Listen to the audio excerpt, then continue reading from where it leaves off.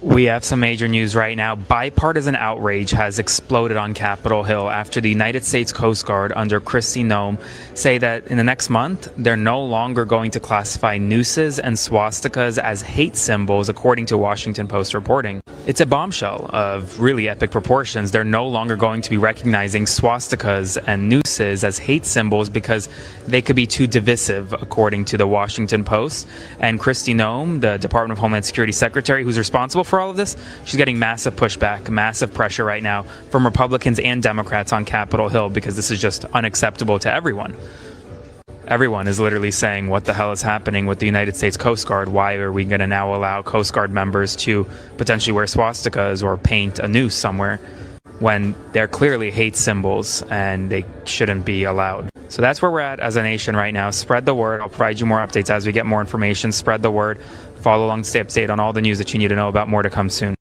We have some major news right now. Bipartisan outrage has exploded on Capitol Hill after the United States Coast Guard under Kristi Noem say that in the next month, they're no longer going to classify nooses and swastikas as hate symbols, according to Washington Post reporting. It's a bombshell of really epic proportions. They're no longer going to be recognizing swastikas and nooses as hate symbols because they could be too divisive, according to the Washington Post. And Kristi Noem, the Department of Homeland Security Secretary, who's responsible for all of this, she's getting massive pushback, massive pressure right now from Republicans and Democrats on Capitol Hill because this is just unacceptable to everyone. Everyone is literally saying, what the hell is happening with the United States Coast Guard? Why are we going to now allow Coast Guard members to potentially wear swastikas or paint a noose somewhere when they're clearly hate symbols and they shouldn't be allowed? So that's where we're at as a nation right now. Spread the word. I'll provide you more updates as we get more information. Spread the word. Follow along, stay up to date on all the news that you need to know about. More to come soon. We have some major news right now. Bipartisan outrage has exploded on Capitol Hill after the United States Coast Guard under Kristi Noem say that in the next month, they're no longer going to classify nooses and swastikas as hate symbols, according to Washington Post reporting. It's a bombshell of really epic proportions. They're no longer going to be recognizing swastikas and nooses as hate symbols because they could be too divisive, according to the Washington Post. And Kristi Noem, the Department of Homeland Security Secretary, who's responsible for all of this, she's getting massive pushback, massive pressure right now from Republicans and Democrats on Capitol Hill because this is just unacceptable to everyone. Everyone is literally saying, what the hell is happening with the United States Coast Guard? Why are we going to now allow Coast Guard members to potentially wear swastikas or paint a noose somewhere when they're clearly hate symbols and they shouldn't be allowed? Clearly. So that's where we're at as a nation right now. Spread the word. I'll provide you more updates as we get more information. Spread the word. Follow along, stay up to date on all the news that you need to know about. More to come soon. We have some major news right now. Bipartisan. We win it. We win it. We win it. We win it. We win it. We win it. We win it. We win it. Yeah. We win it. We win it.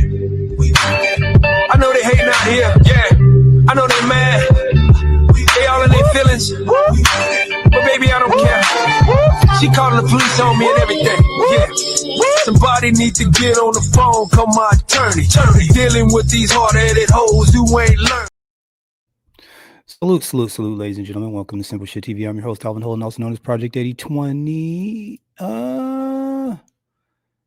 Yeah. People think it's a game.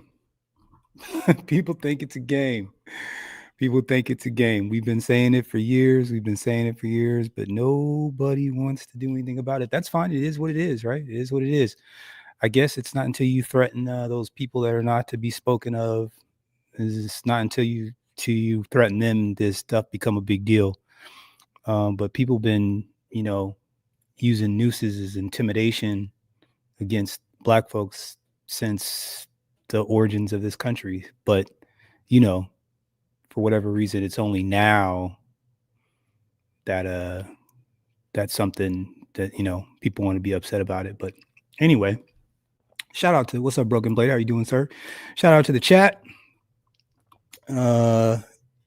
Before we get super duper deep into that part, which again, I'm only going to be an hour. We're going to keep it kind of short today. Because we got other jobs and other work to do. I want to cover this story here. There's a woman named, I believe her name is Stacy Charles. Now, it's interesting how they decided to spell it, but I guess that's neither here nor there. You know, my condolences to her family, so on and so forth. I don't want to seem dismissive, but I'm feeling a little bit dismissive, but we're going to let this rock. Fair use, fair use, fair use. And we're going to listen to this, and I want you guys to give me your opinion about this whole situation at the end here. Let's let this rock. Lost to domestic violence. Balloons taking flight to honor the life of a woman lost to domestic violence. Good evening. Thank you for joining us. Family and friends of Stacy Charles say a New Orleans woman who was killed in Baton Rouge last week are celebrating her life. She was stabbed to death by her ex-boyfriend. The investigative unit's Best Casualty has been following this story closely. She reports tonight from Gretna, where that memorial took place, and has new information on the circumstances that led up to her murder. Michael, Sylvia, we're here in Gretna, which is near Charles's hometown of Harvey. There were dozens of people, they're still lingering here behind me, that came to celebrate her life, releasing purple balloons in her honor. The WBRZ investigative unit has obtained more documents showing the rocky relationship history that led to 2 deaths. According to Baton Rouge police, 28-year-old Stephen Heinrich stabbed 23-year-old Stacy Charles to death before crashing his car and setting himself on fire. Court documents show Charles had tried to protect herself from Heinrich multiple times before her death. In a protective order request filed in October in family court, Charles says Heinrich was physically abusive, having checked these boxes, saying he punched, shoved, and threatened her life with a weapon. However, in her written description of the abuse, she does not mention violence, instead stating he was relentlessly harassing and stalking her and her family through social media. He created like any dating site, any type of thing. This man would create a page for my daughter. It's behavior that Dominique Ramkaran and her family know well. Everything that he did to my daughter, he was doing to the same girl. Ramkaran lives in New York, where Heinrich is from. She says he harassed and stalked her daughter for months before he met Charles. A year and a half, you harassed and stalked my daughter. A year and a half, you have tortured us. In fact, it got so bad it led Ramkaran to file a civil suit against Heinrich when she says the police wouldn't take it seriously. According to her, he had been arrested in New York for violating a protective order several times. The system failed both of these young ladies. In Baton Rouge, Heinrich was never served with that initial protective order by Charles because officers couldn't find him. The matter was ultimately dismissed because Charles didn't show up to court. A month later, Heinrich was arrested for misdemeanor domestic abuse against Charles, and she was granted a protective order. He was issued a $2,500 bond by Commissioner Keena Kimball, and a week later stabbed Charles to death. Ramkaran says her death could have been prevented. So how does a man that has a flipping assault, like a harassment, has probation, Wait, hold on, is on hold on. have a flip Bond by Commissioner. Oh, that's the judge. Hold on. That's the judge right there. That's the judge. Okay, that's the judge. Just in case y'all missed it, I just wanted to. That's the judge. This is the judge. Okay. All right. Commissioner Keena Kimball, and a week later stabbed Charles to death. Ramkaran says her death could have been prevented. So how does a man that has a flipping assault, like a harassment, has probation, is on have warrants, were able to slip through the system, get a $2,500 bail, and was able to go back to the same young lady that he harassed and kill her? District Attorney Hiller Moore is currently out of the country and said he did not want to comment on this case until he has all the facts, which he assures me his office is working to get. What we do know is when Heinrich went in front of Commissioner Kimball for his domestic abuse charge, the DA's office did let her know that he had been previously arrested for violating a protective order as well as a criminal mischief charge, both out of the state of New York. In terms of those protective orders that Baton Rouge police says that they found, and that we know exist in New York. It's not sure why the DA's office did not have that information at the time. We're going to be following this case very carefully, and I promise to bring you the latest information as soon as we get it. Reporting for the investigative unit, Bess Casserly, WBRZ News 2. Now, Broken Blade, how are you doing, sir? No problem. Sleepy. I feel that, bro. I feel that. You know, it's I think I messed up. I did the workout like a couple hours while I went to bed. Woke up and got to the bag again. And I think that may have. Look, man. I'll tell you something. I'm going to tell you something, bro. I'm going to tell you something. I would like to think that I'd like to think that I know what I'm doing, right? But like we all have, like on some level, we have imposter syndrome. Whenever, you know, sometimes you think, you know, you're like, is this good enough? Is this, you know? I think I'm in pretty decent shape. And if I do I've done 2 classes a day, like I've taken myself through it twice a day. Yeah. And I'm smoked. Like I am absolutely, you know, when you can like sit down, you can't get comfortable. Yeah. Like, what in the hell? Why can't I get comfortable? I haven't picked up a weight in 2 days, but I've taken myself through about 5 classes and I feel like I've lifted weights today, like I really do. Yeah. So I think we're on the right track, bro. I think we got a pretty solid pretty solid product. I really think if we stay consistent and stay on top, I think we got a pretty solid workout, you know, like, cause I mean, you know, I'm developing real time. I'm still taking insight. I'm still, you know, working out some of the details, stuff I like, stuff I didn't, but that I don't, whatever. Shout out to Uncle was popping. Okay. What's up? So Broken Blade, this young lady,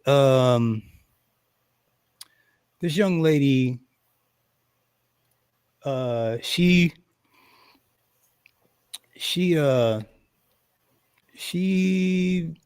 unfortunately, her life ended way too soon. You know, so again, my condolences to the family. No one should have to lose a loved one.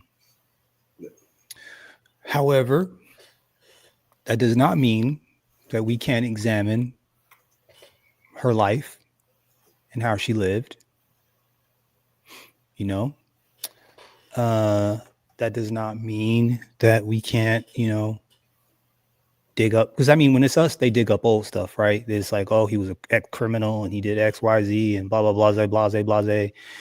And I do remember a brother that got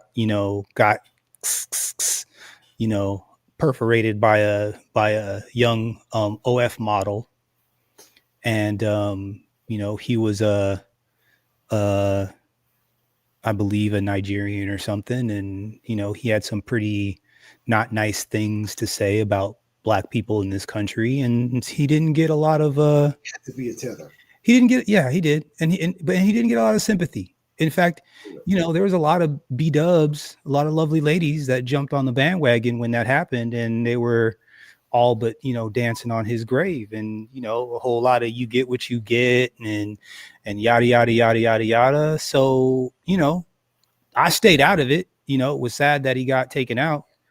Once again, you know, I have a particular relationship with the lovely ladies myself, but I don't demean them or bash them in public because it's not my thing. But and we don't, even on this channel, we don't, you know, we might speak on some of their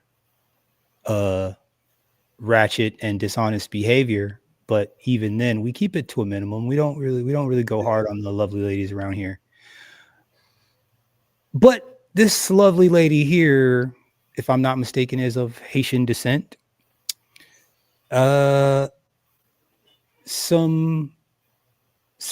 tweets have come up, and she's you know what? Let's just let the beginning of this video play, and then I'll get your input on the other side of it here. Send a white boy my way. That's what Stacey Charles posted on social media.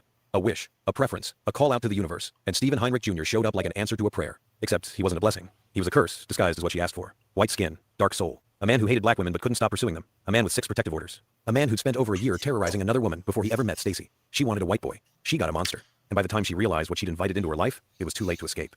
Balloons taking flight to honor the life of a woman lost to domestic violence. Good evening. Thank you for joining us. Family and friends of Stacey Charles say a New Orleans woman who was killed in Baton Rouge last week are celebrating her life. She was stabbed to death by...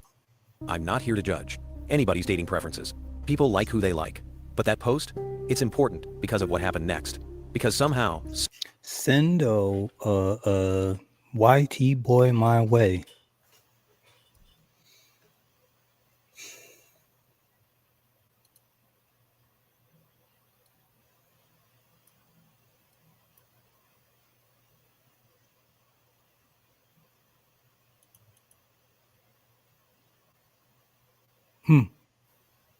Put out the wicked vibe, let the girls come to you.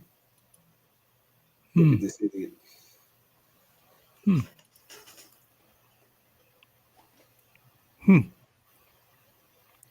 I mean,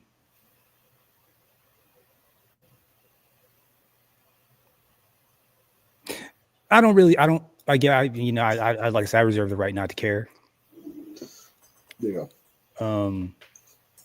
You know, if anything, it's calling out the hypocrisy of the lovely ladies. You got what you asked for. This is what you asked for, right? Because it's not just that though. See, what they forget is that the police department and the system doesn't work for you when it's them versus us. Ladies, I don't think very many women listen to me, but if any women actually get a chance to hear this, the system doesn't work for y'all the same when it's us versus when it's them. You're going to call the cops on them and you might go to jail. But see, a lot of you guys are too slow to get to understand that. Call it mental retardation, self-hate, cognitive dissonance. You could call it a lot of things. But the reality is that Halle Berry is paying child support. Halle Berry is paying child support to a white boy. Just in case y'all forgot. And it was a black woman that let him out on some puny little bail and had him running the streets. It was another black woman that let him out. So you guys can punch down all you want, because we're the only protection y'all got. Because if you leave it up to them, this one right here, that's what he did. This guy, him, that guy. You know what I'm saying? Broken Blade, I'm sorry. I just couldn't help myself. What are your thoughts, Mo? What are your initial thoughts on this whole situation?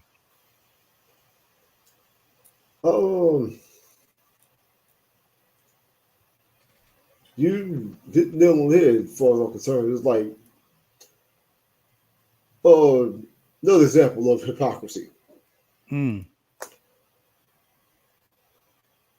know, the late great Patrice O'Neal. I've touched on this before. He told the story on the radio show about how he was wrongfully imprisoned. 2 part of the gangbang, completely consensual. Made him look like a rapist. Spent age of 17, spent 3 months in jail in real prison. Not even juvenile, grown man prison.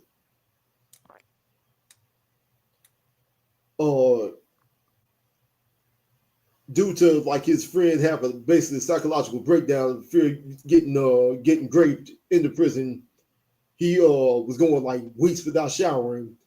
So like the top dogs in the prison, like these death row inmates, started questioning it, like, "Yo, we need to talk to your boy. Like, you got somebody happened to him." People getting pissed off. Matter of fact, you kind of young. What you in here for? You like they walk around the yard, but twice he just tells what it is. The lady calls on the table. He's expecting to get shanked or whatever. Hmm. Wait. You in here for running the train on the girl. Every motherfucker in here has done that. You went to jail for it.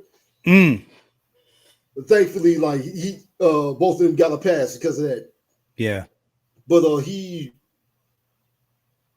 still saw and went through a lot of crazy crap in prison. And this radio show, Opie and Anthony, there's a lot of white fans, a lot of those guys are racist. Racist as they are, after hearing this story, a lot of guys started calling in, giving massive, like, yo, that is fucked up. Yeah. I had my issues. I didn't know it was like that fucking crazy. Oh shit, you know? Yeah. That type of energy. After they came back from break, one of the hosts asked him, like, does your girlfriend now know the story? Patrice answers, like, every girl I've dated, I've told the story. Those story, like, one of his exes, this lawyer, black woman, told her the story. See, that's what you get messing with the white women. He got more sympathy from racists. Yeah. They do not care. They can't see the other side, bro. They just can't.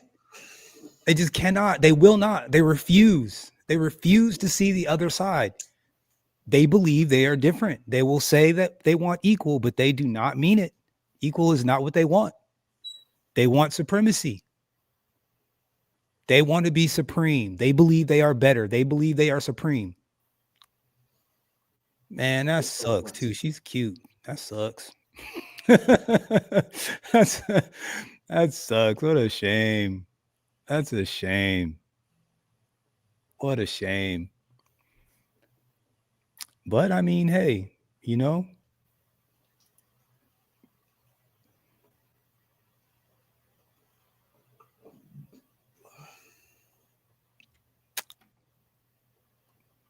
but it's the bear though.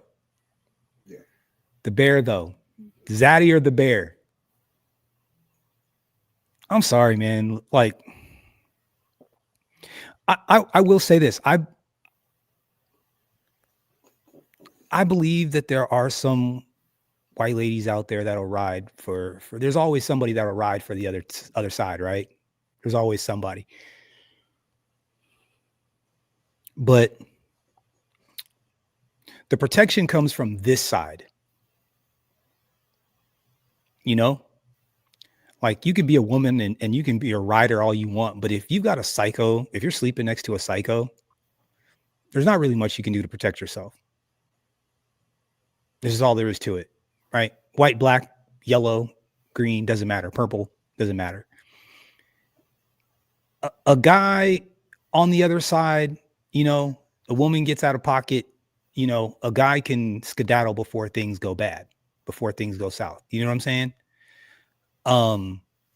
So there is a double standard. There is a thing. And again, men aren't inherently dangerous. They're just more physically dangerous than women. That's it. That's it. You know? And here's the thing too. Okay. And these are just little bits and pieces why I think that the B-dubs or these lovely ladies don't necessarily understand the dynamic that they're getting themselves into. You see what I'm saying? Like, us taking disrespect from the lovely ladies from the B-dub is different, right? It's like your mom talking smack to you. It's like your sister talking smack to you. It's like an auntie talking smack to you. It's like your nieces talking smack to you. That's one thing. White boys don't see you like that. They don't see you as like a family member. They don't see you as like a person. They don't see themselves in you at all. They see you like a dog or a cat or a coyote or an elk or any other thing that they might put a bullet in every once in a while.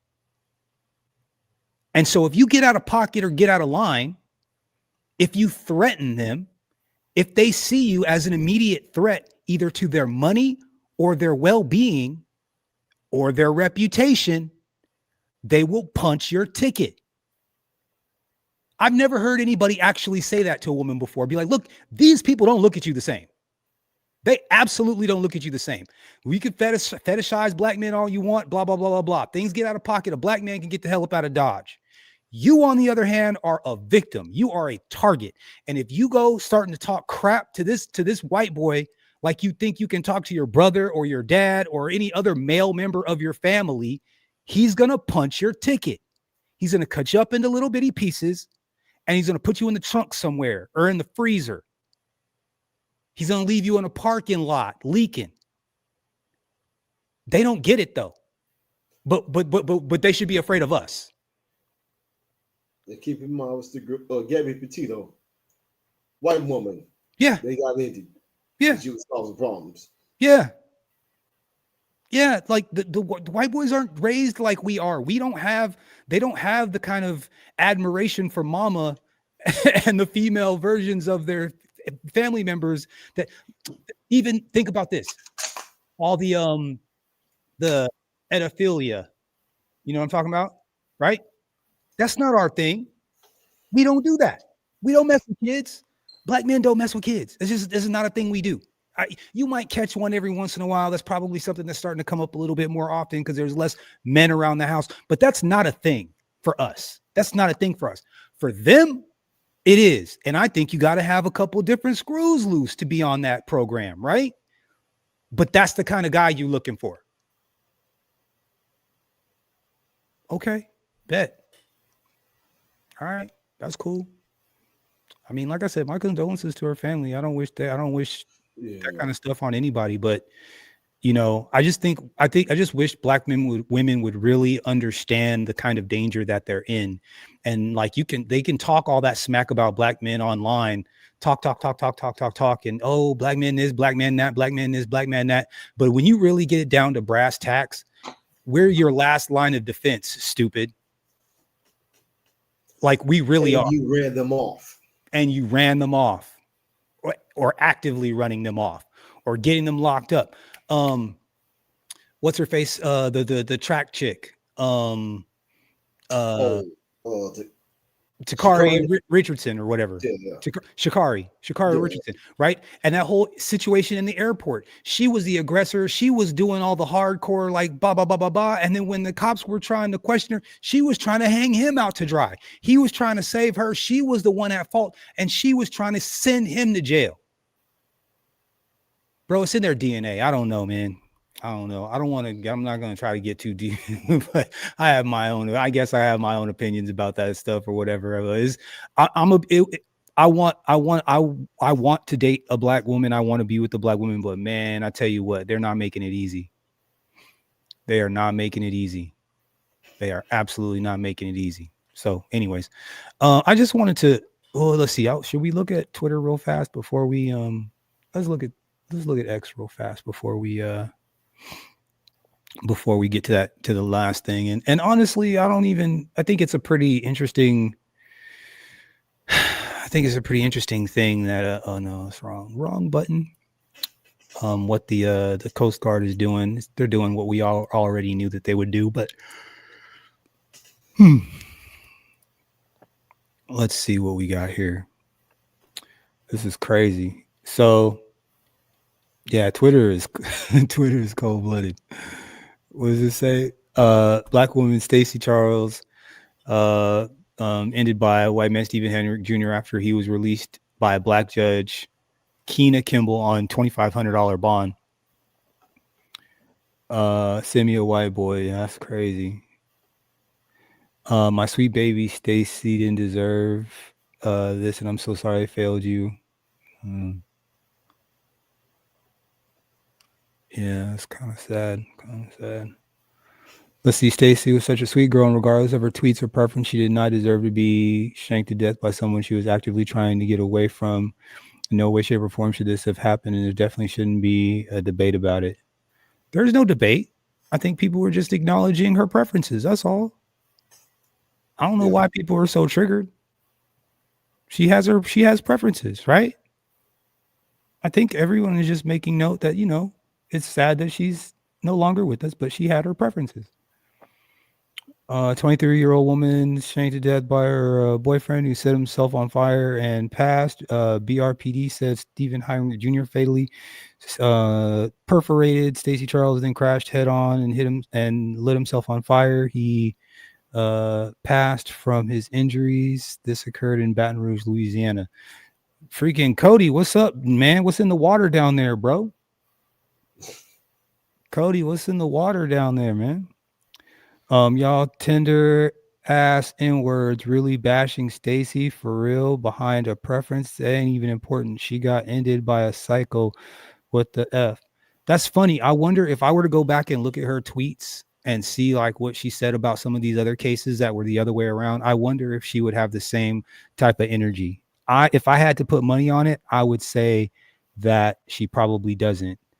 Black men are using Stacey Charles to deflect, but the data is clear. Black men still kill the most Black Americans in America. Once again, you commit crimes against the people that you live close to. So the white Americans kill the most white Americans. So exactly stupid. But and I wonder if anybody says should I let's see. And YT Americans.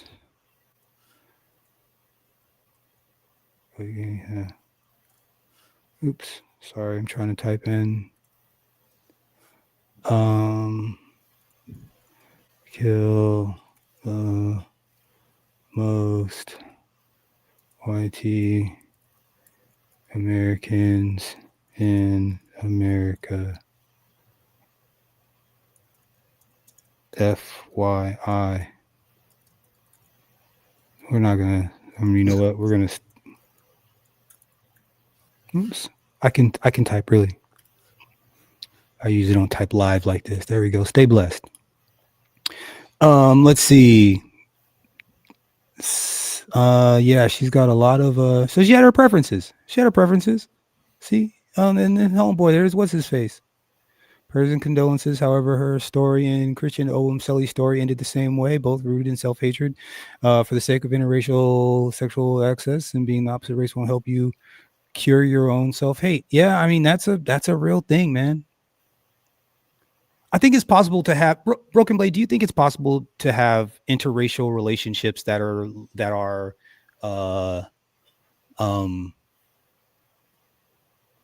genuine? Yeah. Right. It's possible. But both people have a level of self-respect. Putting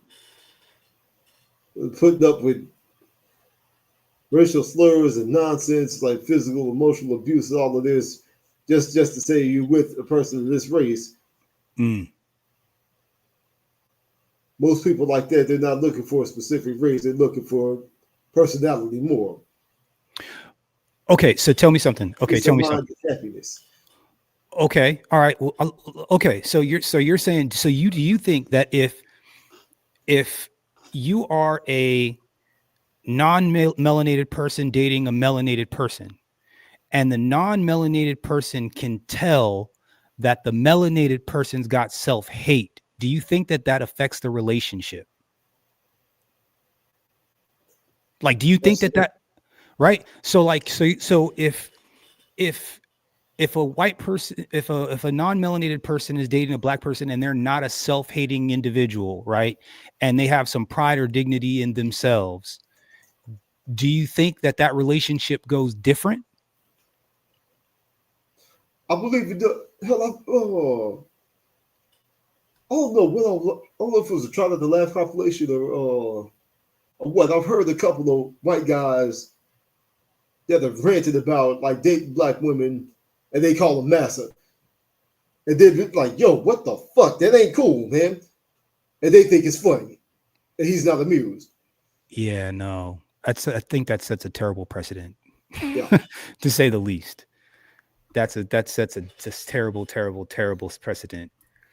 I mean, I don't know. I mean, I have opinions because I've dated more outside of greatly more outside of my race than I have inside like by a 99%. You know what I'm saying? So Quick question. Couple questions. Mm-hmm. How many of these women have you allowed to hit you or degrade you at all? I got hit once. It was an instant breakup. We lived together too. I kicked her directly out of that house. How many got away with calling you the hard R? None ever. So you kept pride in who you are as a man and as a black man, despite dating outside your race. Absolutely. Curious. Yeah, absolutely. Now I'm not with none of them now at this point. You know what I'm saying? I mean, so you know. Yeah, but I mean, but I dated one girl that was, she had all the workings or whatever, and I ended up, her parents were not that cool at the very beginning, and I probably had to deal with I probably dealt with a little more grief than I should have at the beginning, but I was like, that I was kind of invested at time, I already had some time in, so I figured I would have to, so I was like, let me, I'll weather the storm and whatever. So eventually what ended up happening was I did win the parents over, but I also realized that we'll never be able to have good, like she'll never see the world through my eyes. Like I found myself when I was like venting or talking about stuff, I was talking at her, not to her. Does that make any sense? Yeah. And it was like, she was just like, hurry up and get done. Over. Yeah. Hurry up and get done so we can go to brunch. And I was like, yeah, this is not going to work. This is not going to work. I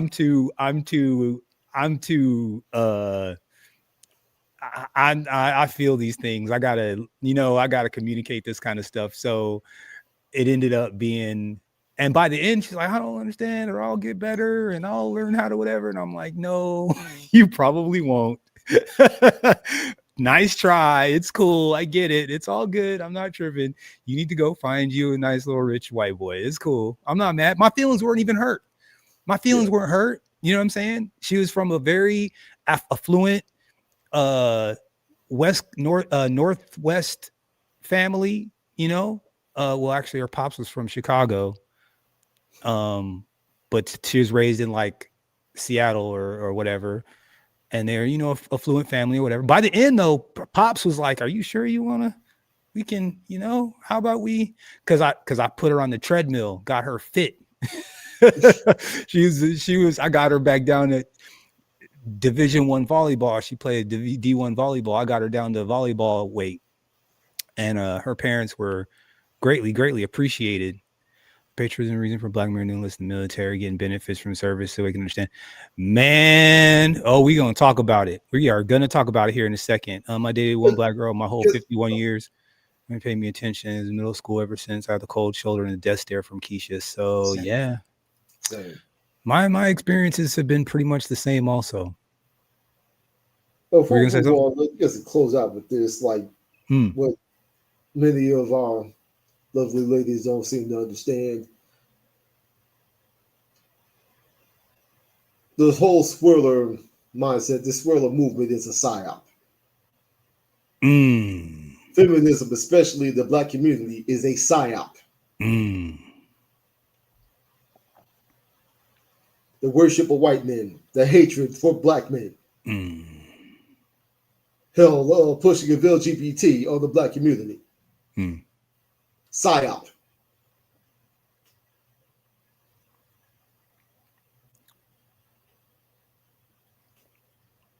Gay and lesbian couples, people going monk mode, leaving the state, or getting mental child support, have little nothing to show for how hard they busted their ass their entire lives. Most likely no will, no kids, no legacy. So when they die, where does the money go?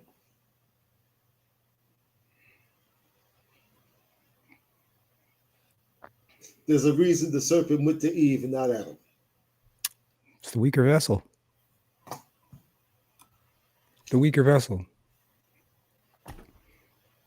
And I wish we would, if we just embraced it,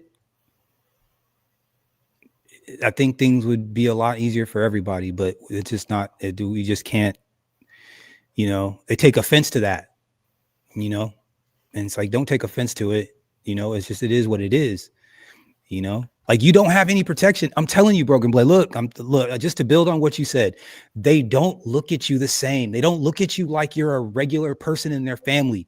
They sleep with you. They might be nice to you. They might buy you things, but they don't look at you like you're a cousin or a niece or a daughter or a mother. They don't look at you the same. They look at your skin, and you might as well be an elk or a cow or a pig or any other animal that they might put a bullet in every once in a while. And the second you step out of line, the second you actually threaten them, because that's what happens. Bro, I would imagine that a lot of these times, and we've heard so many stories of, because what happens is these kind of cases get swept under the rug for real. Our cases, they put them up on because all over the media, because they want to push those narratives because they like that. But when the B-dubs disappear, when the lovely ladies disappear, it gets quiet because we know who the perpetrator is. And they sweep that right under the rug. And you get all these black families that are like, oh my God, I cannot believe blah, blah, blah, blah, blah, blah, blah, blah, blah, blah, blah. And they can't, and none of these cases get any traction. And they can't figure out why none of these cases get any traction. Why can't I get justice? Why can't I get justice? There's a lot of black families and there's a lot of black women that have disappeared over the years. And why can't I get justice? Why can't we get traction? Because Brad is why. Brad and the DA and the judges and the cops. But y'all think fat meat ain't greasy.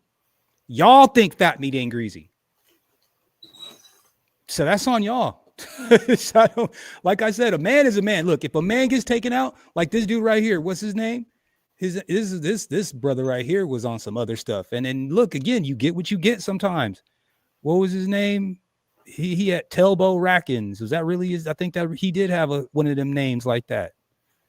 And he was a whitey and loves the whitey white and all the whitey white and whitey white. That's new facts there, Sigma.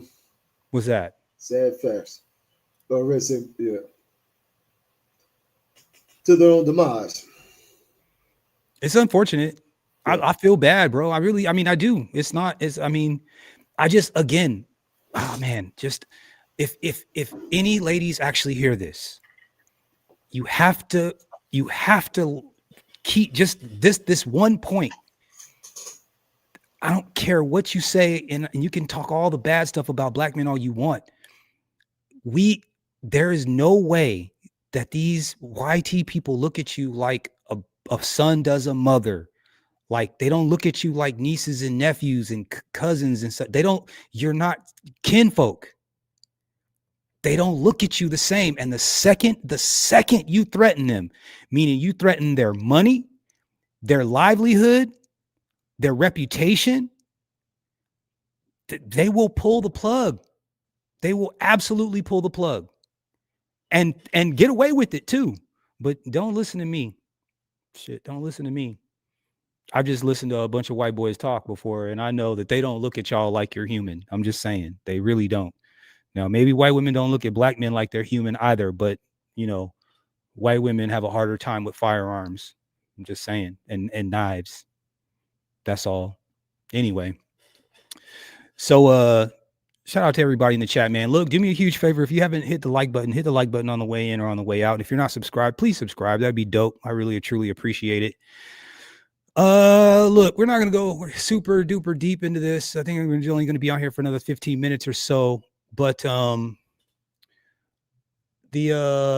played this clip earlier. I'm not going to play the clip. I'm just going to go right into the article. The Coast Guard will no longer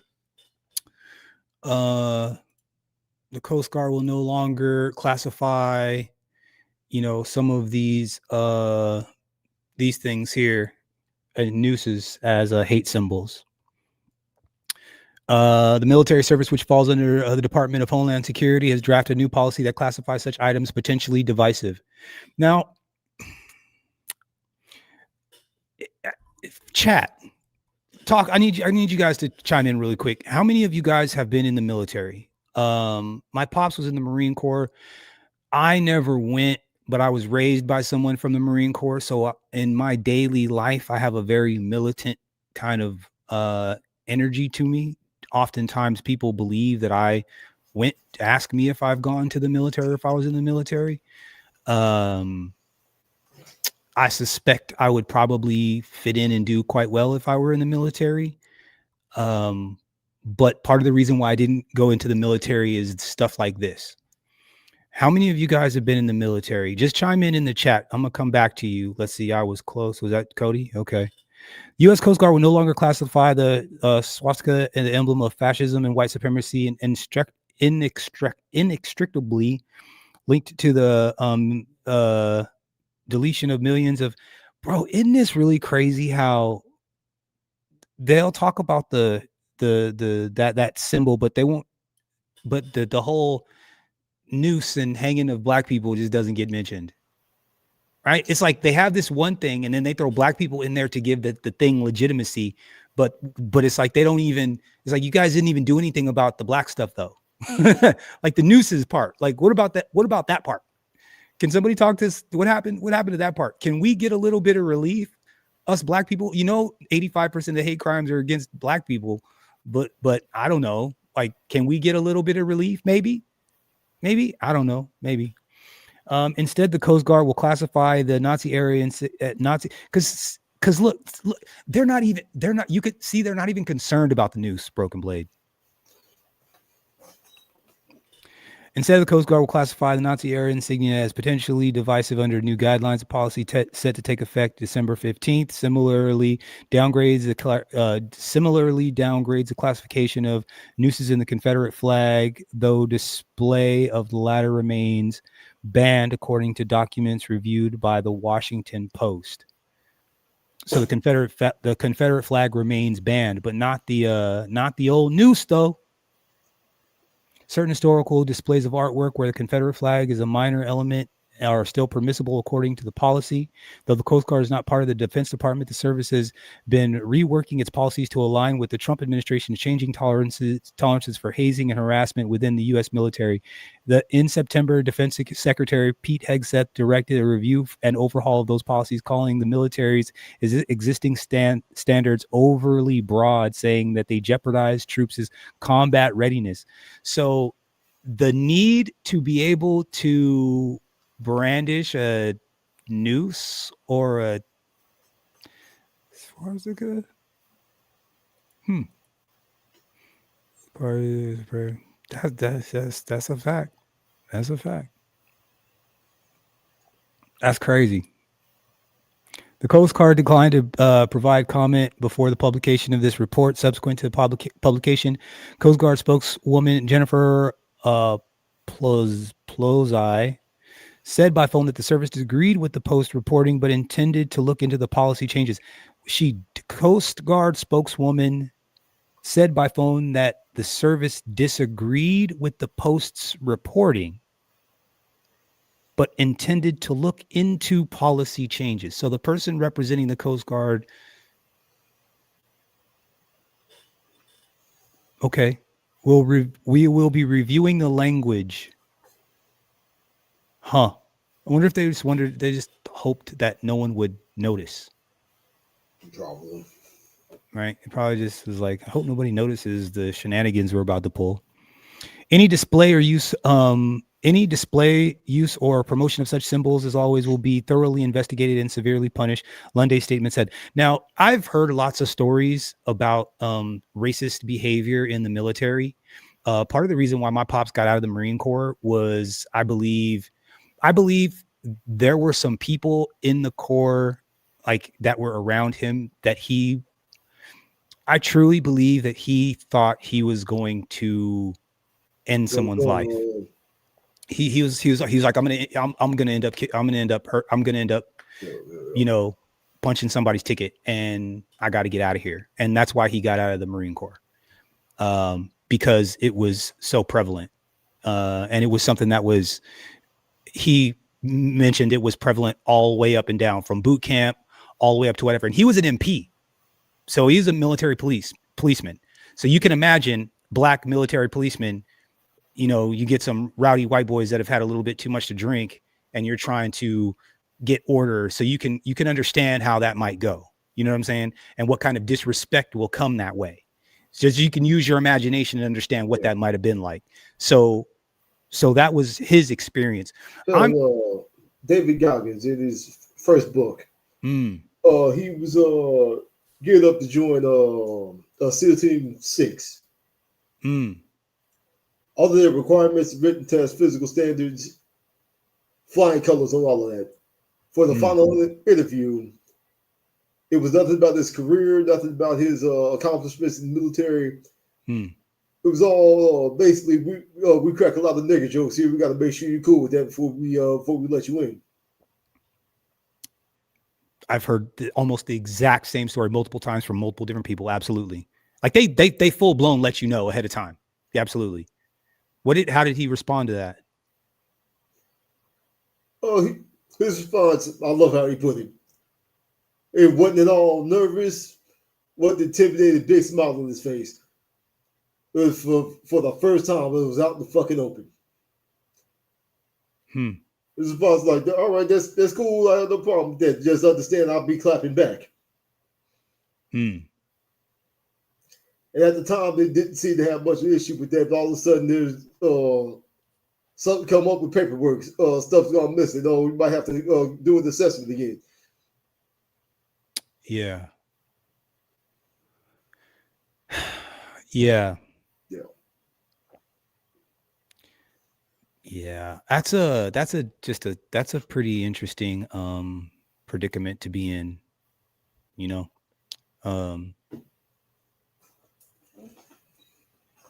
Yeah, I've definitely been in places where I wasn't very welcome, but I've never had anyone full blown go hit the hard ER and expect me to just eat that shit. No, like that's never happened for sure.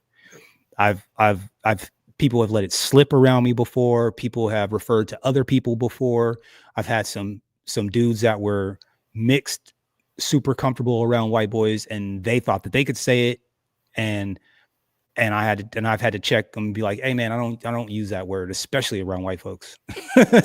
Especially around white folks. I'd end up having to whoop somebody's tail behind that kind of stuff. So no, I don't but I couldn't imagine being forced into a situation for real where you're shoehorned into a room with the same guys. Shout out to Solo Dolo. What's up, brother? Anyways, excerpt from November 2025 U.S. Coast Guard policy document, page 36. Potentially divisive symbols and flags include, but are not limited to, the following: a noose, swastika, any symbols of flags co-opted or adopted by hate-based groups as representations of supremacy or radical religious intolerance or bias. Are not limited to the following.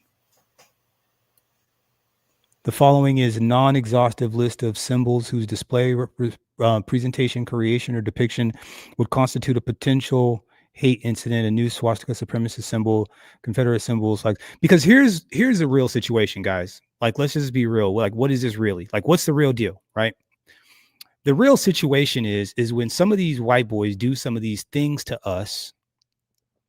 When they do some of these things to us, these are the things that take it from just a misdemeanor or a dust up to the next level. This is them taking away the next level, so that the stuff they can always shrug their shoulders and say, well, we just had a disagreement. That's what this is. Because a lot of these dudes, it's the same reason why, right? Like all the hate crimes, right? These people aren't like, you have to full blown like write a note out being like, I hate N-words, N-I-G-G-E-R, hard E-R. You got to like carve it into somebody's chest. And then you got to do all the stuff to make it qualify as a hate crime, right? For them to actually get the actual hate crime applied. right? And this is just to chip away at that so that it's no longer like, okay, we did kind of hang him by the neck with a noose, but it wasn't a hate crime. A hate crime, that's a bit much, no? That's a little bit,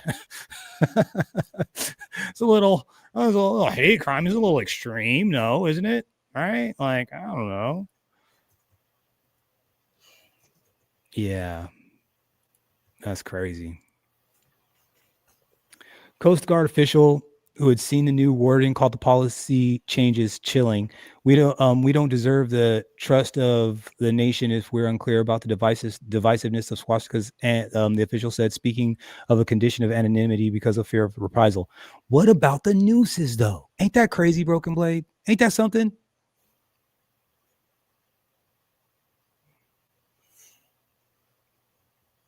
What's more racist than a noose?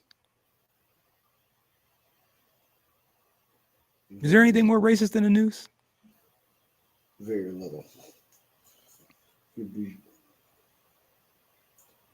Right? Can you think of anything that says more? Like, what else is a noose for? The swastika at some point was an Indian symbol. It was a symbol that predated the Yahtzees. So one could say that it meant something before and it got adopted or stolen and now it means something else. But I can't say it's like originally a symbol for peace, but like that's what originally that's what it was. Originally that's what it was. So but I don't see a noose. I don't see a noose meaning anything else to anybody else. No. In any other country, just a symbol scratched out. It was an implement of murder. Period. That was the only. That's it. That's it. And we know why and who they were stringing up. But whatever. Coast Guard is a military service. Here, let me do this real quick. We'll just go through a little bit more of this and we'll be done. The Coast Guard is a military service branch under the Department of Homeland Security and the purview of the Homeland Security, Kristi L. Noam. But the service, which has been central to President Donald Trump's increased focus on homeland defense, has been swept up like others in the administration's rash leadership firings and broader targeting of military culture. Former Coast Guard Commandant Admiral Linda Fagan was the first woman to lead a branch of the U.S. military, was fired on Trump's first day in office for what the administration officials said was her focus on diversity initiatives and her handling of SA investigations, which I imagine in the Coast Guard was probably pretty sticky because they be doing stuff. they be doing stuff, like they really be doing stuff on a boat too. On a boat, oh yeah, they be doing stuff, and it's not us, it's them. That's the thing. They're covering for them. They're covering for them. Not to say we don't commit crimes. We just tend to commit different kind of crimes. And all the grapey crimes and the touching kids and stuff, that's them. That's not really us. Within days, Lunde ordered the suspension of the Coast Guard's hazing and harassment policy. Hazing, there it is. Among its other guidance, said explicitly that the swastika was among the list of symbols whose display, presentation, creation, and depiction would constitute a potential hate incident. Nooses in the Confederate flag also matched that description under the previous policy. It's like an afterthought. Lunde was later nominated by Trump to become the service's commandant. His Senate confirmation hearing was Wednesday, and he was due to meet with lawmakers Thursday. It is unclear that the Senate Commerce, Transportation, and Science Committee, which has jurisdiction over the DHS, may vote to advance Lunde's nomination.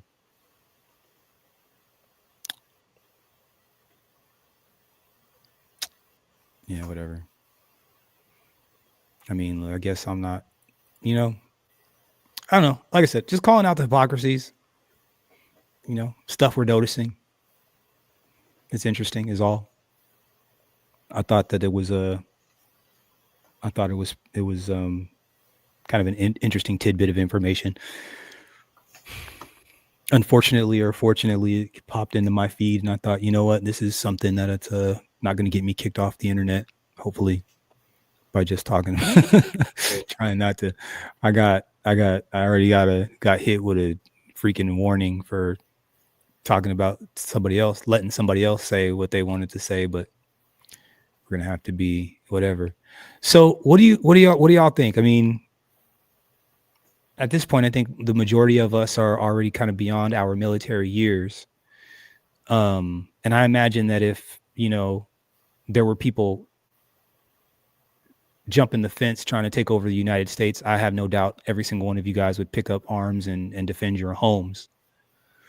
But the idea of defending what we're doing over in some of these other countries, I don't see us doing that. Well, no. Although one of the fights is weird that Swastikas are being civic cool, but we still got a couple of Canadians.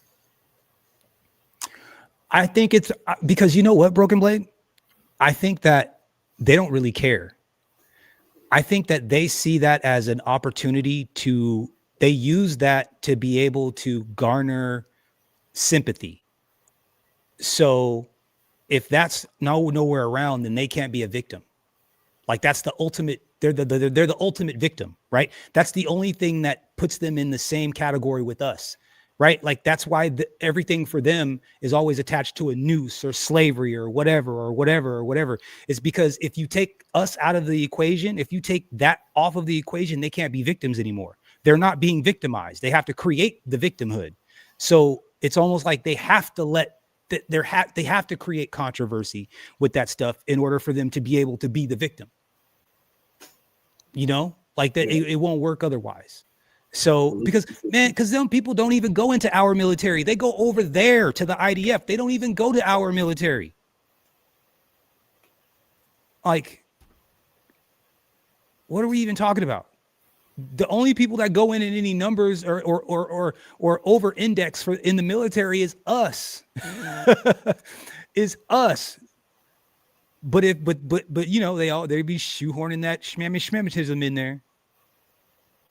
Woman says that her husband should not focus on only working and paying bills or sleeping. He also needs to help with household chores and spend quality time with the family.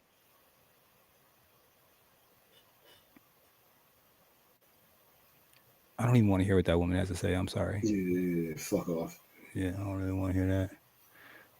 Take over the whole. Wish I had to drop Tyrese. What more do you want from me? Like, yeah, yeah. Like, who raised this dude? Broken Blade, how do you feel about this guy? Like, okay, how do we, hold on. It's Texas too. How do we feel about this? I'm curious. I'm curious to know what y'all really, I'm dead serious. How do we really feel about this? With the gun, I don't need no bullets. I had to tell Ghost calm down because he be on bullshit. I was trying to put a plane together, say need some dog shit. If you ain't green, you green. Hold up, say something. No, my name's Trey. I'm quick. I'm quick. Bag, I ran off. You think I caught him? I don't want to get the boxy shit. You think I caught it? Somebody died in my hood. You think I did it? If anybody make it with a bitch, I think I did it. No, you're right. Now, this is in Texas. You can have heat in Texas. Everybody got heat in Texas. That's what I'm saying. Everybody is packing in Texas. That is crazy work. What are you doing, bro? We saw like a road rage incident in Texas. I couldn't see what was going on in one car, but the context, I'm assuming the dude. I'm assuming the dude in one car pulled out a pistol, whatever they were arguing about, like Brandon the pistol. Because the way his response, dude bust out an AR-15. And it was kind of like, you couldn't hear it, but it was kind of the energy. I don't give a fuck about your punk ass pistol. Yeah. He brought a knife to a gunfight. Yeah. Brought a knife to a gunfight. Here, let's finish. Castle doctrine, like, either mental illness or straight up death wish. Somebody needs to let this person know, need to give this person some home training. Her baby daddy got some money, but I think I'm rich. I made a 20 ball and put it up. I ain't take no picture. Trying to do some shit. I got my son. I need a baby. hit her. Pull up on the bitch, she let me fuck, I blew her AC with her. Pull up on the bitch, she want me fuck, I told her make me do it. Bitch, try to make this like what's that mean, I'ma back me. Bitch, tell me fuck this bitch, I'ma make me hit her. Bitch, try to get my car around, I'ma make me hit her. Take some money out my pocket, try to play the bitch. But when you sit on her friend, I hit all my neck and shit. Bitch, tell my bitch, keeping up shit, baby, still. I ain't trying to fuck some niggas, make a baby chicken.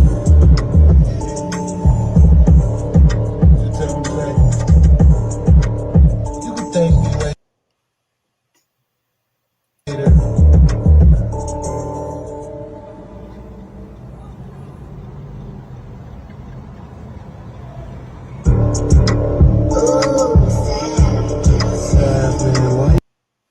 And again, like in context, what we're talking about, how easy would it be? One white person out of the car, boom, boom. I was afraid for my life. Absolutely. You see that open the shut case. Absolutely. Oh, man, if I was driving a truck and I had a nice hefty bumper on that bit, like I got a nice Chevy Silverado that would have made quick work of this young man. Quick work of this young man. Okay. Do you think he has both parents at home? I'm asking a legitimate. I'm serious. Well, like, what would possess someone to do this? You know what I'm saying? Like drugs, you think? Alcohol? Drugs are some form of mental illness. Like, what are you doing? Because he did connect. Like, he kicked one of those cars. Like, he did connect. At least he bumped another one. You know. And if I were to be driving by and he would have kicked my car, I can't say that I wouldn't have pulled off real quick and slipped up behind him at some point. I don't know. I can't say that I wouldn't have done something like that. And see, what happens is that this kind of thing goes down, and then they think all black people just do stuff like this. Yeah. This is my problem with this. And it's like, I can't even understand the behavior. Now I got to come out here and defend people that look like me because you're what? Like, you done too many key bumps? You know what I'm saying? Like, you've been feeling yourself or something? Like, what? Like, I mean, we don't really do the meth stuff for real, but Exactly, Signal. Exactly. Yeah, hell yeah. Self-defense. That's yes. Now that's actually doing so, you know what I'm saying? Like, oh man. I don't know how I feel about this brother. There's sometimes I really think that he's on the right thing, but then sometimes he says some stuff that I'm just like, brother, killing me. I'm sure we're done debate with me close. Oh yeah, let them that YT on YT violence. Let them have that. What do we got going on here?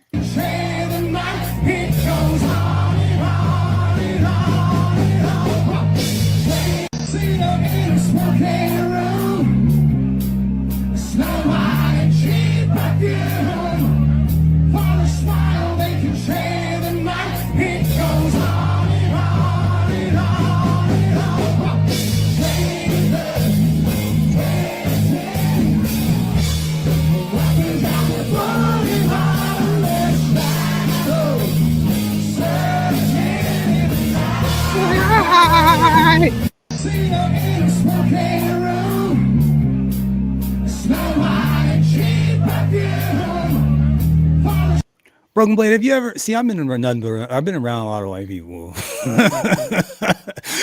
And man, I tell you what, there's a handful of songs that in the YT culture, boy, when that stuff pops off, the whole place rocks. And you're like, where am I? There's a bar over here called Monahan's. And there was a time, let's see. I think it was like an Journey, one of them. I don't know. ACDC, Clarence Clearwater Revival. Yeah. You know what I'm saying? Clarence Carwell. I forgot how you say it. Yeah. So, anyways, all I'm saying is that, like, you know, some of y'all know what I'm talking about. You know what I'm talking about. You've been the only black guy in the room, and it's been like kind of like, you know, just like a hubbub, whatever. And a song like that comes on. Creep by Radiohead. That's what I was thinking of. Which one? Creep by Radiohead. Oh, I don't know if I can. Creep. I'd have to hear it. Yes, yeah. Yep. Oh, is that Hotel California? Is that, hey, put it in the chat. Put all the songs in the chat. Hey, you guys know what I'm talking about. It'll be like a, you know, you're in the bar and there's just like a regular, like just a regular mum, and then a song comes on and all of a sudden this it go to a Giants game. Here in San Francisco, a Giants game. Sweet Caroline. Sweet Caroline. Boy, oh boy. This is shout out to the white folks, man. Like they have their own version of fun. Like they have their own stuff. Mm-hmm. They have their own version of stuff, you know. Shout out to them. Facts solo. Absolutely. Country roads. Yeah. New York Minute. Yep. Oh, the chat is undefeated. The chat is undefeated. That's why I like, yo, look, check it out. If you haven't hit the like button yet, you should absolutely do it now. I'm telling you, look, see all these immigrants, they don't understand this. This right here, even this Broken Blade right here. The Nigerians, the Jamaicans, or whatever, they can't do this. They don't know what this is. They don't know what we're talking about. They absolutely. That? Yep. The fucking drum rip. I can feel it. Shit. Yeah. Yeah. Shout out. The chat is undefeated, dog. The chat is undefeated. Look, see. You know what I'm saying? We know these are cultural cues that immigrants do not know. They will not know. They will not understand this. They won't. And we don't even listen to this, but we know what the hell it is. Like, we know. I'm telling you, that's what they don't. It's like, look, black folks and white folks have been in this country for a long time together. And again, we have our whatevers, but we know each other better than we know each other better than somebody else. What's that? Love drinking, junior piano. Man. I'm at Rock with Dirty. Yeah, because it's not bad music. You know, it's just, you know, sometimes it's just not appropriate for, you know. And you can't deny the fact that looks and feels like a clan rally. You know, like that doesn't as a black person, even if they're your friends, if that doesn't give you a little bit of anxiety, there's something wrong with it. Even if they're your friends, even if they're your homeboys and whatever. And I know, and like I said, I know, but even if they're like you see them like it should make you a little bit uncomfortable. Yeah, it should absolutely make you a little bit uncomfortable. The hair on the back of your neck should stand up, and the ancestors should tell you to get the hell out of there. Run. Get the hell out of there. The ancestors should just pop up and be like, hey, brother, I understand that, you know, you hang out with these people and they're your friends sometimes, and I'm sure most of them, they mean well, but you need to get the hell out of here. And get the hell out of here. I told you, can I tell a story about the NASCAR race? Can I retell that story? Oh yeah, all means. So I'm an amateur photographer, right? And I go to the Daytona 500 for to take pictures in NASCAR. So I've gone to lots of with no backup is wild.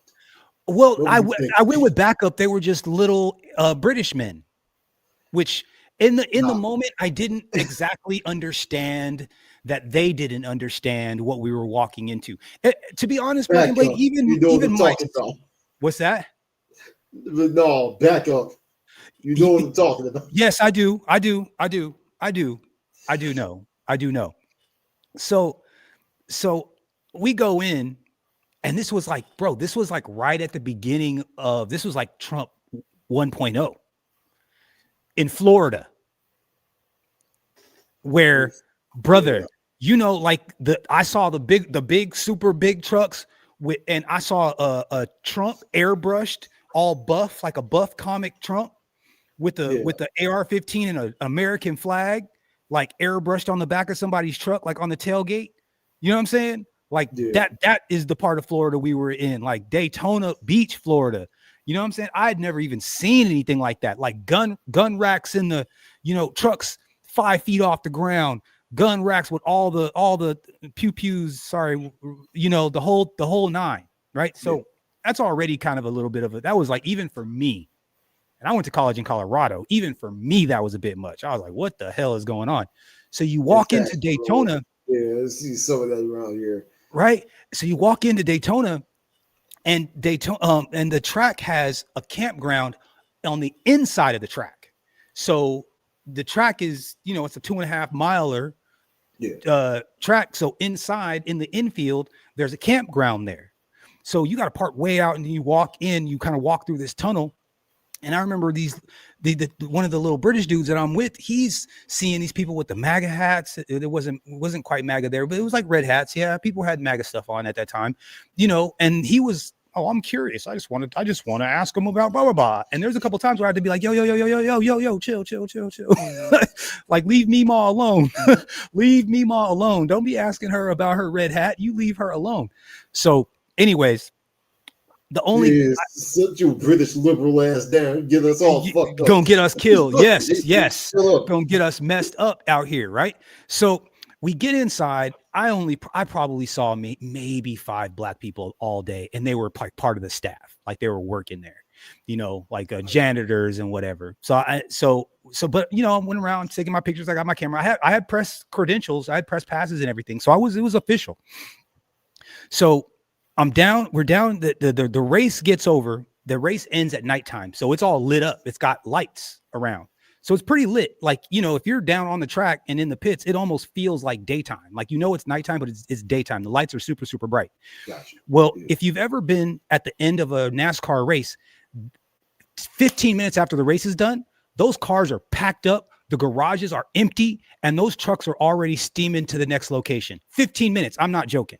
Like, as soon as, if you're not in the winning team or in the top 3, that car and truck, everything gets put away so fast and everything just disappears, right? So I'm on the pit, like I'm in the pit lane at the end of the race. And it was kind of like everything, the fireworks, boom, boom, boom, boom, boom, boom, boom, everything's going off. And I'm snapping pictures and enjoying it. I'm like, dang, I'm in the pits at the end of the race and I'm kind of enjoying it, sucking it all up, right? Bro, 10 minutes go by and all the lights, the whole track, all the lights shut off. Okay. Daytona is out in the swamp, dog. Like, it's dark, like in the swamp in Florida. It is crazy dark out there. There is no light pollution. It is just the sky, right?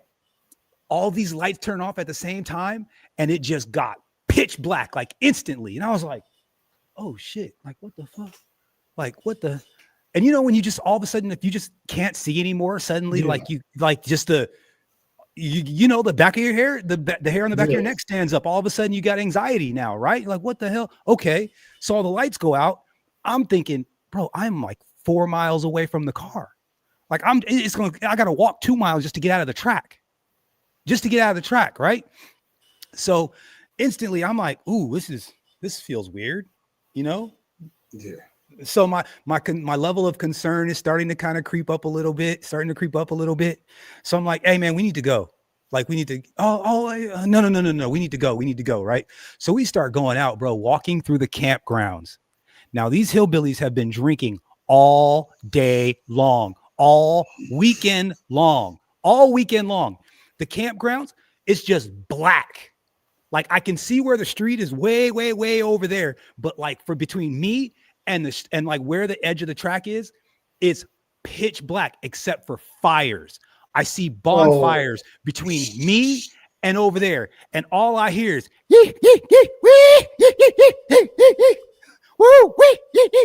a bunch of hillbillies hooting and hollering, dog.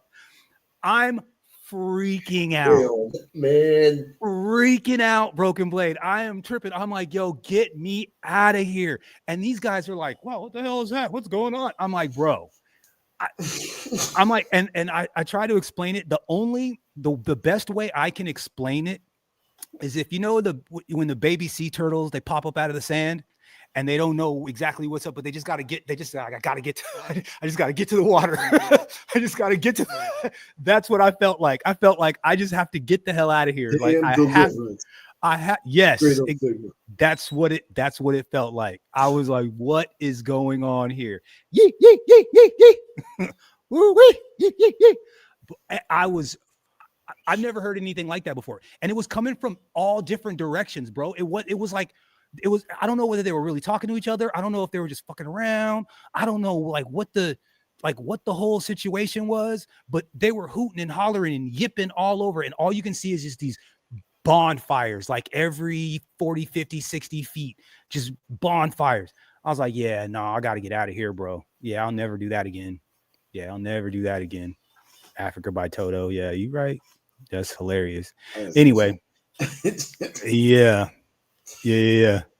Okay, what's up, brother? How you doing, sir? Anyways, look, that's as long as I was going to keep you guys. I wasn't trying to keep you guys very long. I got a whole bunch of other work to do. But what are your thoughts, Broken Blade? Anything you want to leave the brothers with before we get up out of here? Yeah. I find this just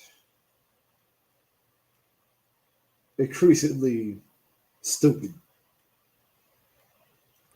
Like how much of your nose do you intend on cutting? What's happening? Oh no! One guy looked like he was talking. He about to go to sleep though. Oh yeah. He got to go to sleep. Night. Oh yeah. So ooh. Yeah. Ooh. That dude, one dude is security, so the other guy is security. So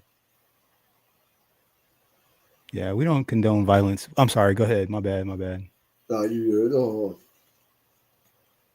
And this is beyond like cutting off your nose to spot your face. This cutting off your nose, removing teeth, and gouging out an eye. Damn. Black Americans have played an important part in every major war in this country's history. We've contributed heavily to our own forces. All you're doing here is weakening your ranks and decreasing trust within said ranks. All the heinous shit this country has done the world over. You really want to weaken armed forces? That is our number one trump card right now. One of the best militaries on the planet. Pun intended. And considering just looking at all this going on with this country right now, everybody seems to be freaking out. I decided to do a little research into the Roman Empire to see what led up to its last years. Little search on Bing. What came up? The late Roman Republic saw increasing inequality and populist movements for reform, which were often met with resistance from the senatorial elite.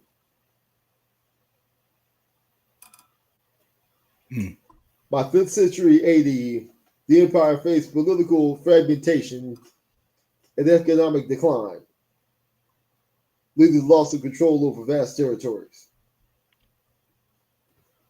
Populist movements.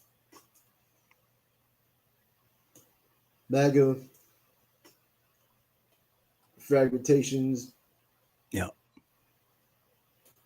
These parties have been getting along for a while, but it really seems to be coming apart at the seams now. Yeah. We might be in the country's final throes. I believe so.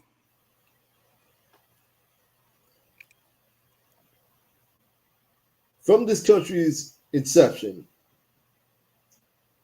whether or not it was willfully, Black Americans have contributed heavily to this country. It's been built off our blood, sweat, and tears.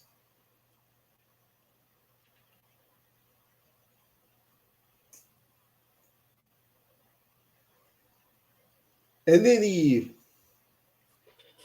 construct, any concept, which cornerstone is an out and out brazen lie or omission of truth, will not stand. The centuries that this country has been around, there's so many that refuse to acknowledge our contributions to this country.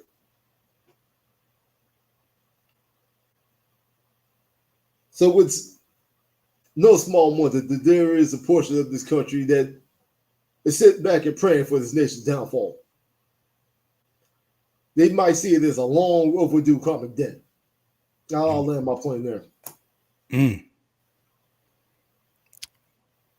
You said a lot right there.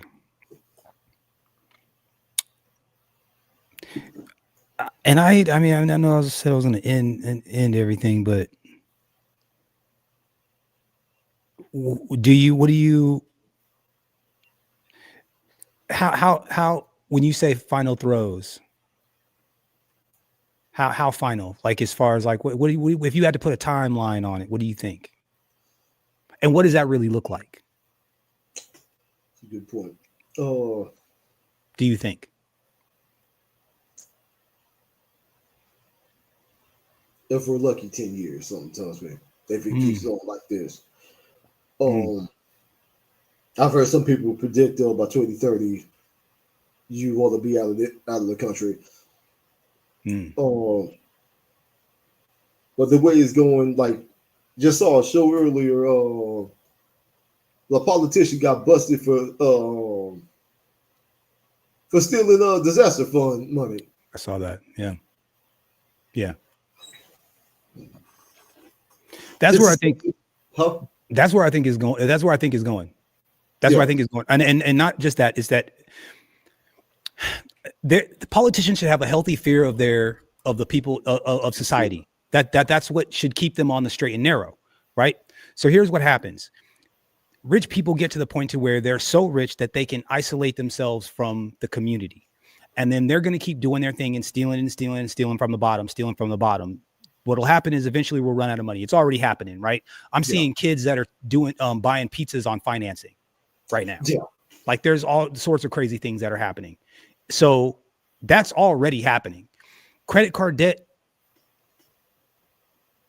at an all-time high. We're about to get a repossession apocalypse happening right now. Last year, 2 years ago, the average car payment was like $850, almost $900. The average car payment for financing, like, they just exploded up over 5 years, 6 years financing, which is crazy. The rates are high.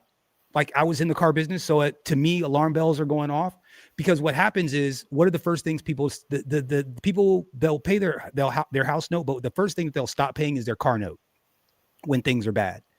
And I was in the car business in 2008 when the first recession hit. What we're going through now is worse than that, because before it was like housing fraud and it was like big amounts, but it was not everybody had a house. So it was like as many, and that was when Black folks lost. That was like the biggest loss of Black wealth, by the way, the housing crisis. That affected Black people more than anybody else. Subprime mortgages, they tricked a bunch of Black folks into refinancing homes, so on and so forth, and they stole those homes from under the sun. Absolutely. Okay, so that's happening now, but it's happening like we don't even have homes anymore. Now it's happening with like cars.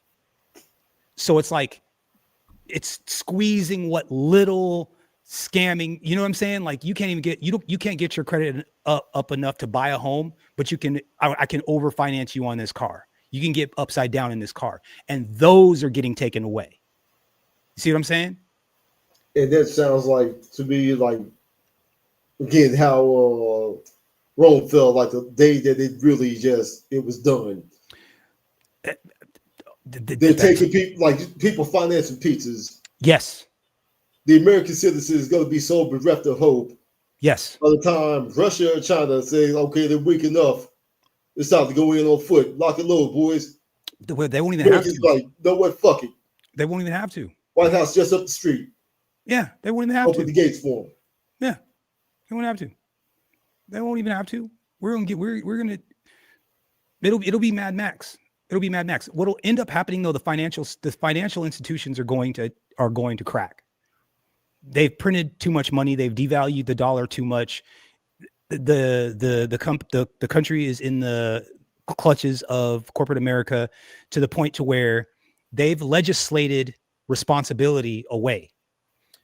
The Sam Altman, OpenAI, was on stage talking about how they're going to be too big to fail, basically already laying the groundwork for a bailout for the government. So it doesn't matter whether he is profitable or not. He doesn't care. He's not even trying to run the business to be profitable. He's trying to extract as much resources and as much money as he possibly can.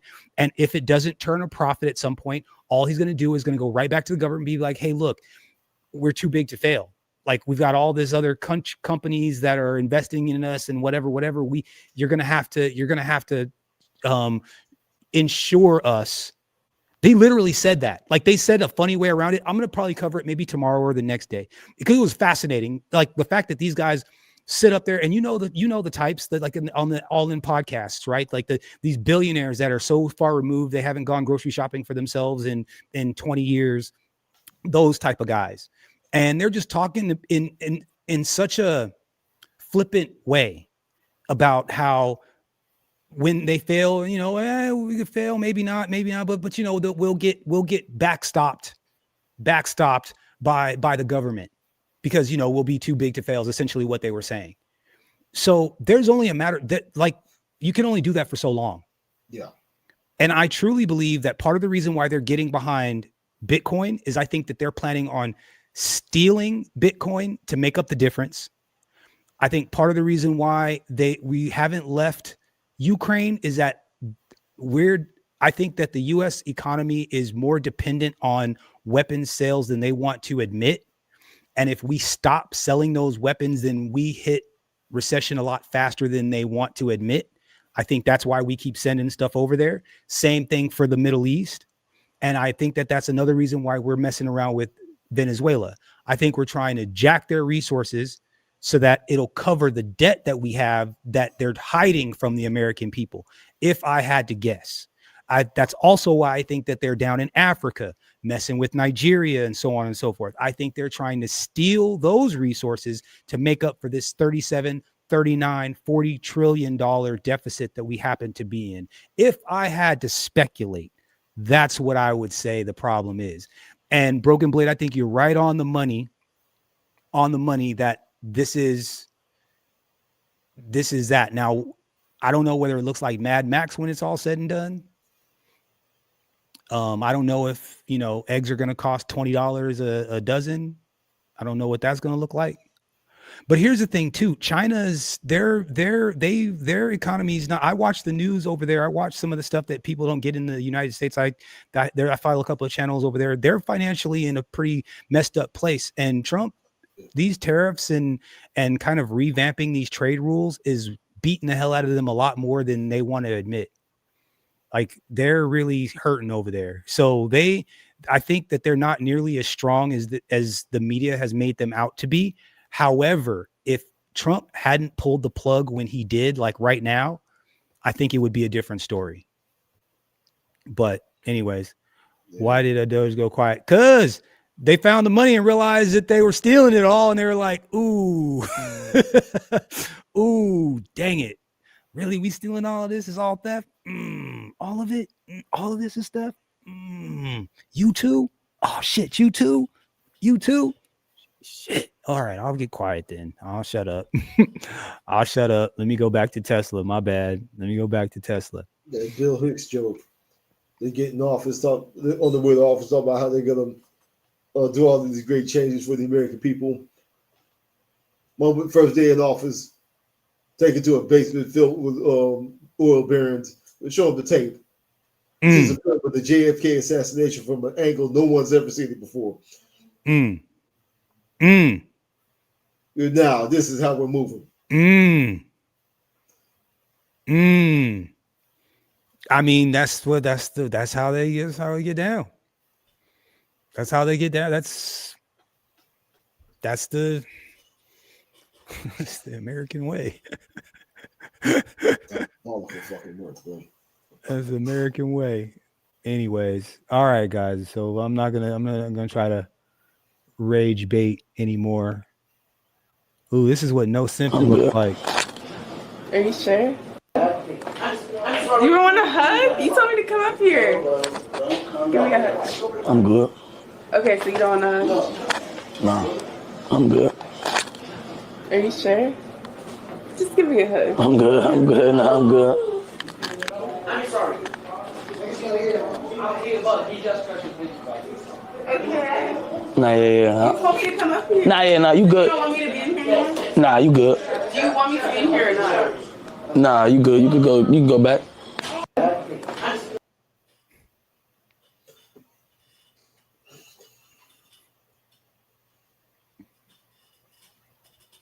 Salute to that brother. I don't know what happened, but salute to him. That's how it go. That's how it go. I don't know what happened, but I don't care. What did he say? After Lala Batiste's treacherous past was revealed, he found out Jay Single wants nothing to do with her. See, he found out how nasty she is. He's like, I'm good. I wonder what the comments say. Let's hold on. I'm curious. Wait, hold on. How do I see the comments? Let's see who's going to be the one to defend her. Hold on. Feminist and white knight. What you guessing? I don't know, bro. Cause let's see. Full compilation of every crack known Bop Lala Baptiste. Why is okay? I mean, we know what the ladies are gonna be like. Oh, y'all get to sleep with da da da da da da da. Why does it matter if I da da da da da da? We know that's what's gonna happen, and there's gonna be a couple super simps in there that are gonna be like, "Come on, baby girl, I'll wine and dine you and do all the things." Why is that question really asking that? You may not like the answer, but it's the truth. When men do it, it's a skill.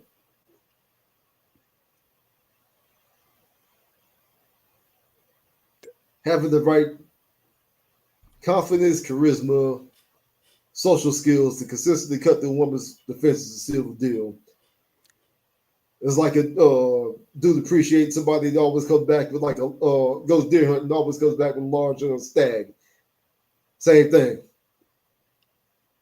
Yeah. Or big ass catfish. Like you doing something right. Yeah. Yeah, you doing something. Doing something right. Doing something. The most a woman really has to do,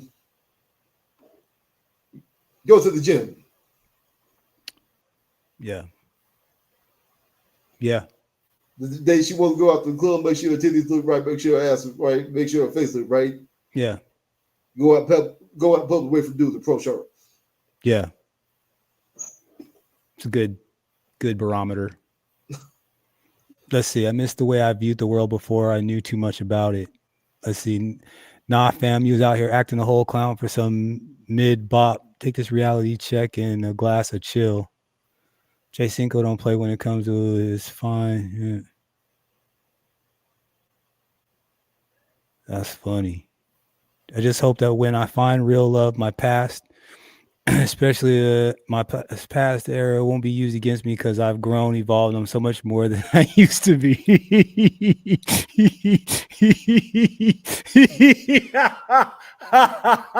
Hell no. LOL, N-words have 20 plus bodies and be worried about a woman's little 7. Okay. How do you feel about that comment? Damn, I told you I was going to be done with this. But what they don't realize is like, if I know the 7, that's a problem. Ladies, we assume that you're not virgins. We assume that, but we don't want to know the guys. We don't want to know the guys. If it's all my homeboys, you're off limits. If it's a bunch of dudes I know, you're off limits. If it's two guys from the basketball team, 3 guys from the football team, 1 guy from the wrestling team, and another rando that's always like the club promoter. If I know all these men that you've slept with, you're off limits. You're off limits. I don't want to know all the men that I can't be in the same room with a bunch of men that have already had their way with you. Unacceptable. Unacceptable.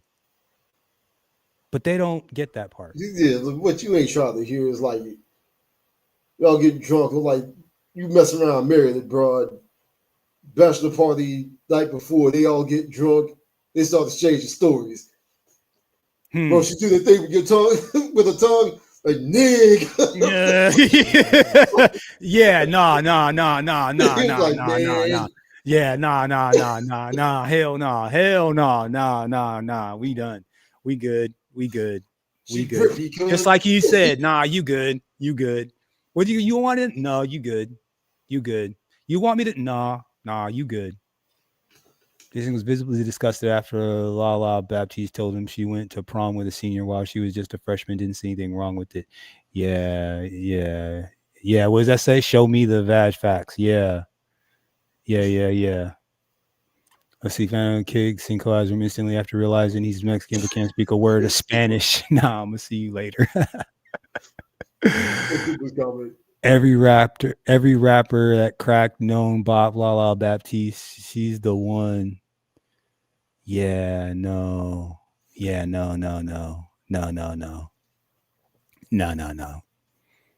Nah. I really think women should get at least a little bit more respect, even if we have OnlyFans. No. I really hope I don't get this treatment from y'all in the future because I'm just a girl and I only did what I needed to do.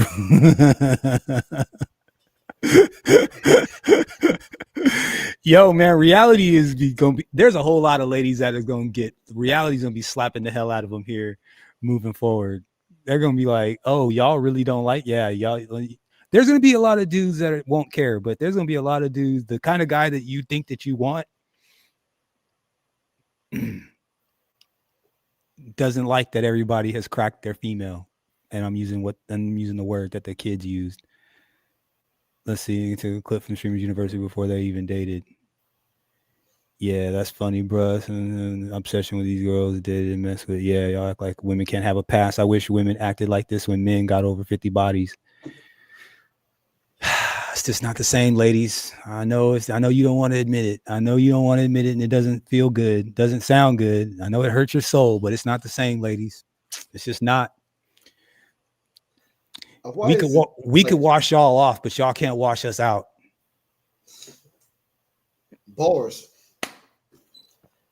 Deeper than that, like bars. But why is it like every talk about equality? Like they always want to emulate the worst aspects of men. Yeah. It's like, why don't you work 16 hours a day? Be a man. You know what I'm saying? Why don't you do that? Because even more dudes, they'll keep you like 50 body count, kind of crazy, even for dudes. Like damn, like it's a pretty big number. It's a pretty big number. Decent sized number, guys. Because guys don't really. It's not because guys don't get it like that. And then once you get to a certain age, you realize it's not always worth it. So you're not like, there was definitely a time where if I had an opportunity, I was probably trying to take it. But then I got to where I was like, oh, you know what? This one looks like trouble. She got the crazy eyes, you know? 1,000 cock stare. He talked about that. Like he talked about things like Ethiopia. Like he's been with 3 women, but once like, oh, it's cool for a little while. After we're like, like some things should remain fantasies. I'm with that. Something else is not all it's cracked up to be. I mean, they can get bored, I guess, if they want. But I don't know. I'm pretty, I can color within the lines. I can stay in the. There's plenty that you can do within the lines. Lots of, you can use different colors. There's a whole lot of different types of crayon. You can use marker, crayon, color pencil. You can do a lot of stuff and still stay in the lines. You know what I'm saying? Like, you don't have to go way over here. Like, you don't have to color way off the page. You can keep it right on into what you call it. And you know what? You can take that page, you can copy it blank, and then you can color it in with something different again, and you can still stay within those lines. That's where I like to be. I like that analogy. I just made that up on the spot. I like that. I'm gonna keep that.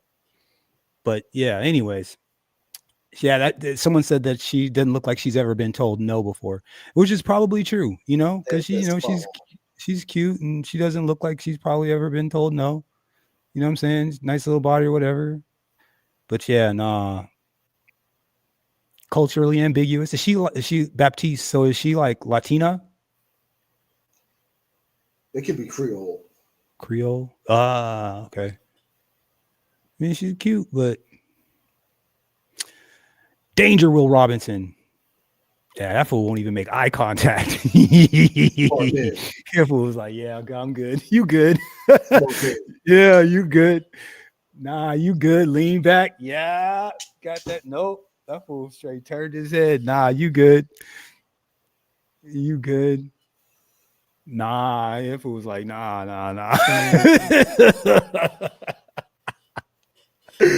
Ooh, she probably ain't never been curbed like that before, especially on camera too. And on camera, like, she's never been curbed like that before. Ooh, I bet. And then the crazy part about it is, I bet that makes her want him more.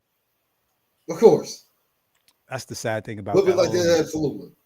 That's the sad part about that whole thing. Now she's probably like, I see him as a challenge now. That's a shame. Anyway, good shit, man. Salute to everybody in the chat, man. You have to cuss her out. I've been in that situation. Huh? Yeah. Shout out. Who's this? Oh, what's up?